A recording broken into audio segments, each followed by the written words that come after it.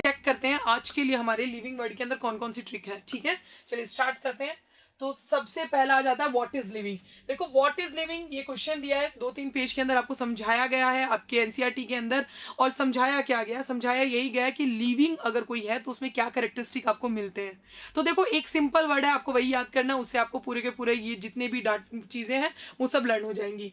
देखो वर्ड जो है वो है ग्राम्स। ग्राम्स तो बहुत ईजी है आपको याद करना, इसको आप मिला के एक साथ लिख सकते हो। ठीक है, तो ये हो गया ग्राम्स। अब इस ग्राम्स वर्ड से ही आपको सारे कैरेक्टरिस्टिक्स जो भी लिविंग ऑर्गेनिज्म में प्रेजेंट होते हैं याद हो जाएंगे। कैसे, देखो जी जो यहाँ पे वर्ड आया है वो आया फॉर द ग्रोथ, कि ग्रोथ प्रेजेंट होती है लिविंग ऑर्गेनिज्म में, ये सही है। हाँ वो और बात है कि हमारे पास में क्या है, ग्रोथ से रिगार्डिंग एक्सेप्शन है, और वो एक्सेप्शन होने की वजह से हम इनको डिफाइनिंग फीचर के अंदर नहीं रखते, डिफाइनिंग नहीं है, बट ये कैरेक्टरिस्टिक फीचर है लिविंग ऑर्गेनिज्म का। तो सबसे पहला वर्ड आ जाता है growth.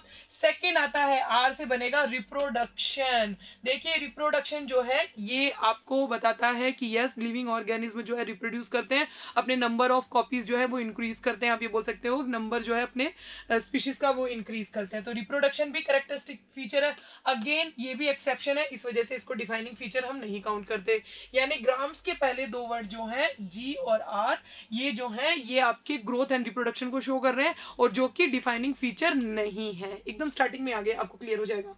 Now A M S जो लास्ट के 3 अल्फाबेट रह गए हैं, उसमें से ए जो है ये स्टैंड कर रहा है किसके लिए, for ability to sense the environment, यानी कि कॉन्शियसनेस।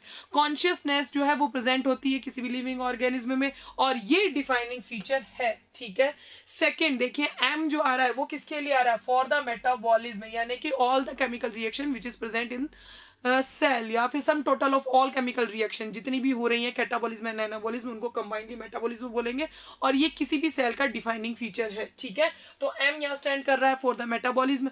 एंड एस, एस जो है इससे आया सेल्फ रेप्लिकेट और सेल्फ ऑर्गेनाइज्ड, क्योंकि आप जानते हैं कि सेल्स आपस में इंटरेक्शन करती है। ठीक है, और इंटरेक्शन करने की वजह से टिश्यू, टिश्यू से ऑर्गन, एंड ऑर्गन से ऑर्गन सिस्टम फॉर्म होते हैं। और ये सेल्फ रेप्लिकेट ये अपना क्या बनाती है, सेल डिवीजन के थ्रू नंबर ऑफ कॉपी खुद बना सकती है, इंक्रीज कर सकती है। यानी कि ए एम एस ये जो तीनों है ये क्या है, ये डिफाइनिंग करेक्टर है किसके, लिविंग के। ठीक है, तो ग्राम्स एक सिंपल वर्ड आपको याद करना है, वहीं से आपको पता चल जाएगा कि कौन से करेक्टर जो है वो क्या है, डिफाइनिंग है, और कौन से जो है वो कैरेक्टरिस्टिक फीचर है। ठीक है, सिंपल वन, एक ही वर्ड से आपको पूरे के पूरे करेक्टर याद हो गए। क्लियर, चलिए नाउ नेक्स्ट आ जाता है। ये तो बहुत सिंपल है, ये बहुत बार आप लोगों ने ये ट्रिक देखी होगी, बट फिर से देखो, ये वो 7 ऑब्लिगेट कैटेगरीज हैं टेक्सोनोमिक हायरार्की के अंदर जो आती है, जिसमें आता है kingdom, phylum, class, order, family, genus and species. तो इसका ऑर्डर लर्न करने के लिए हमारे पास में जो एक लाइन है वो क्या है, king play cards on fine grain sand. ठीक है, तो किंग के से आया किंगडम, प्ले का पी जो है इससे क्या आ जाएगा, फाइलम। ठीक है, कार्ड्स का सी जो है इससे आ गया क्लास, ओ से बना ऑर्डर, एफ से बना फैमिली, जी से बना जीनस, और एस से बना स्पीशीज। तो आपको राइट ऑर्डर जो है वो पता चल जाता है एक सिंपल लाइन से, king play card on fine grain sand. ठीक है, अभी कुछ तो है जो उसको याद कर लेते हैं ऐसे भी, कि फाइन ग्रीन सिल्क, उससे भी याद कर लेते हैं। तो आप चाहो तो यूं भी कर सकते हो, फाइन ग्रीन सिल्क। तो जो भी आपको वर्ड ज्यादा अच्छे से इजी से लर्न हो जाता है, आप वही लाइन को याद कर सकते हो। जी से जीनस आ जाएगा, और एस से स्पीशीज आ जाएगा। ये सिंपल है, इसके लिए बहुत सारी ट्रिक्स हैं, ऑलरेडी आप लोगों को मालूम भी होगी, जो अब आप झड़ी लगा दोगे मेरे कमेंट सेक्शन के अंदर। राइट, चलिए नेक्स्ट ये आ जाती है आपकी टेबल, बहुत इंपॉर्टेंट टेबल है, इससे बहुत सारे क्वेश्चन आते हैं, और इन्हीं से रिगार्डिंग मैं जो छोटी सी ट्रिक है वो लेके आई हूँ। देखो सबसे पहले जो है ना, यहाँ पे क्या क्लासिफिकेशन दिया है किसका, मैन का, यानी कि बायोलॉजिकल नेम है इनका होमोसेपियन। होमो यहाँ स्टैंड कर रहा है फॉर द जीनस, फैमिली है होमोनिडी, ऑर्डर है प्राइमेटा, क्लास है मेमेलिया, एंड फाइलम अगर हम बात करें तो वो है इसका कॉर्डेटा। ठीक है, अभी इसके लिए हमारे पास में जो लाइन आती है वो क्या है, वो है हमारा पीएम चौकीदार है। बिल्कुल भाई, नरेंद्र मोदी जी तो हमारे चौकीदारी ही तो कर रहे हैं, कितनी हमारी सुरक्षा कर रहे हैं। तो वहीं से लाइन आ गई है, हमारा पीएम चौकीदार है। तो हमारा में ये एच जो है उससे बना होमिनिडी, पी से बना प्राइमेटा, एम से बना मेमेलिया, और चौकीदार से बना कॉर्डेटा। तो याद हो जाएगा आसानी से। ठीक है, तो हमारा पीएम चौकीदार है।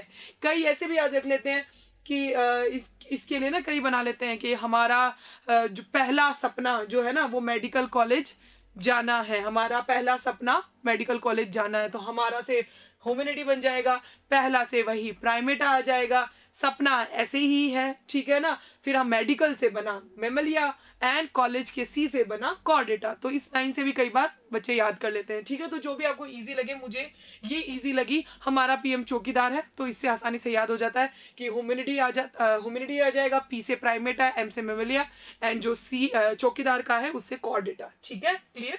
चलिए नाउ नेक्स्ट क्लासिफिकेशन आपको दिया है हाउस फ्लाई का, मक्खी का। देखो मक्खी का दिया है, इसे हम क्या बोलते हैं, मस्का डोमेस्टिका। मस्का डोमेस्टिका मक्खियां घरों में मिलती है जहां गंदगी अगर रहेगी तो मक्खियों, तो ये याद करना, इनका नाम बहुत आसान है, मस्का डोमेस्टिका, ठीक है। अभी देखो क्लासिफिकेशन कैसे याद करोगे, तो क्लासिफिकेशन याद करने के लिए है, मक्खी ने म्यूजिक दिया। कैसे दिया भाई, ऐसे साउंड किया ना आपके कानों में, तो वो क्या है, म्यूजिक ही तो है मक्खी की तरफ से। तो बिल्कुल मक्खी ने म्यूजिक दिया। अब याद कैसे करोगे, मक्खी मस्का, ठीक है। फिर म्यूजिक, ये देखो म्यूसिडी, डी से डिप्टेरा, आई से इंसेक्टा और ए से ऑर्थ्रोपोडा, ठीक है, याद हो जाएगा। मक्खी ने म्यूजिक दिया, D for Diptera, I for insecta और ए फॉर ऑर्थ्रोपोडा, ठीक है, क्लियर। तो म्यूजिक दिया, सिंपल लाइन, 2 लाइन आपने याद की, हमारा पीएम चौकीदार है और मक्खी ने म्यूजिक दिया। चलिए और देखते हैं आगे। नेक्स्ट आ जाता है mango. Mango mango mango mango को क्या बोलते हैं, मैंजीफेरा इंडिका। मैंजीफेरा का यहाँ स्टैंड करता है फॉर द जीनस। मैंजीफेरा में अगर आप देखोगे तो ये वर्ड आता है, उसी से पता चल जाता है मैंगो, क्योंकि सिर्फ यहाँ पे IFERA यही तो एक्स्ट्रा ऐड किया है, बाकी तो मैंगो का वही स्पेलिंग है ही, ठीक है। तो मैंगो जो है उसके लिए अभी देखो क्लासिफिकेशन कैसे याद करोगे, सिंपल है।